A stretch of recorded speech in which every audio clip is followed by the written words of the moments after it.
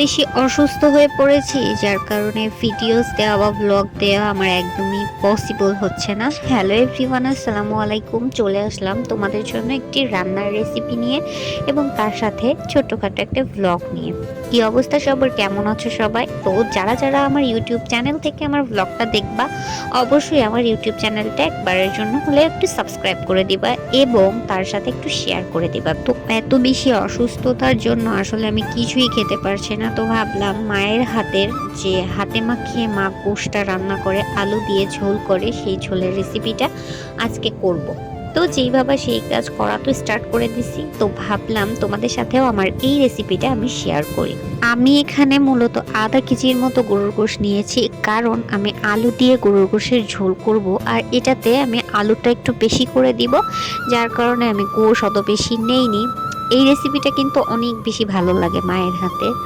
মা খুব সুন্দর করে হাতে মাখিয়ে, মনে হয় যেন হাতে মাখালে অর্ধেক রান্না হয়ে গেছে, এরপরে চুলায় দিয়ে কষালেই আর অর্ধেক রান্না হয়ে যাবে। তো আমি পরিমাণ মতো আদা রসুনের পেস্টটা দিয়ে দিলাম, এরপরে পরিমাণ মতো লবণ দিব এবং যে মশলাপাতিগুলো আমরা দেই সেই মশলাপাতিগুলো খুব সুন্দর করে পরিমাণ মতো দিব। আমি যেহেতু এখানে মাত্র আধা কেজি গরুর গোশ নিয়েছি, সে অনুপাতে আমার মশলাগুলো অবশ্যই একটু কম দিতে হবে।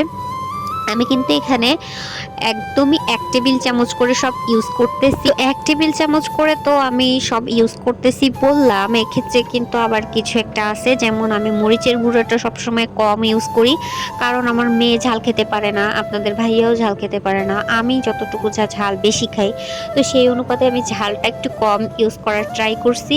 এবং আমি কিন্তু এখানে জিরার গুঁড়িটা একটু বেশি করে দিয়েছি, যেমন 1 টেবিল চামচ না, তারও একটু বেশি দিয়েছি, কারণ আমি মনে করি জিরার গুঁড়াটা একটু বেশি দিলে ক্ষেত্রে ভালো বেশি লাগে। কারণ মায়ের মতো তো আর ওরকম স্বাদ হবে না, কিন্তু ট্রাই তো করতে দোষ নেই না।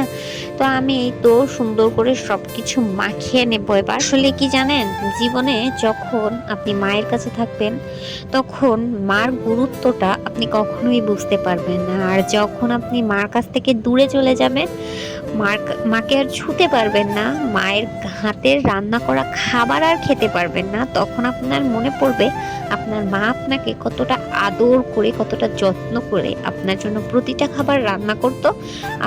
আপনার জন্য আপনার মা সবসময় কি করত। আসলে দুনিয়াটা অনেক বেশি কষ্টের, দুনিয়াটা অনেক বেশি, মানে আমার কাছে মনে হয় দুনিয়াতে আমরা ছেলেমেয়েরা কখনো মা বাবার গুরুত্ব বুঝি না।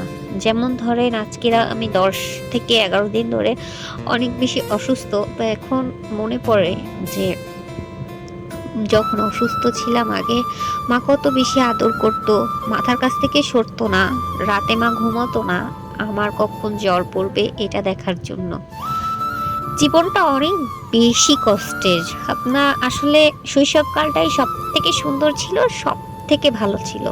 কেন যে আমরা বড় হলাম আর মাথার ভিতরে এক গাদা টেনশন যে কেন হলো, এই এক গাদা টেনশন নিয়ে আমাদের জীবন চলে যাচ্ছে।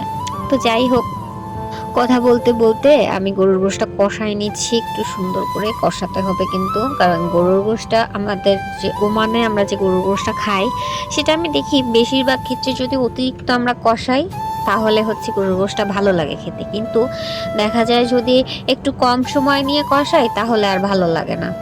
সব থেকে বড় মিসিং আমি হচ্ছে আলু অ্যাড করা এবং পানি অ্যাড করার ক্লিপিংটাই নিতে ভুলে গেছি, কিন্তু অনেক বেশি মজা হয় এভাবে রান্না করলে। অবশ্যই একবারের জন্য একটু ট্রাই করে দেখবেন, এইভাবে ভালো লাগবে।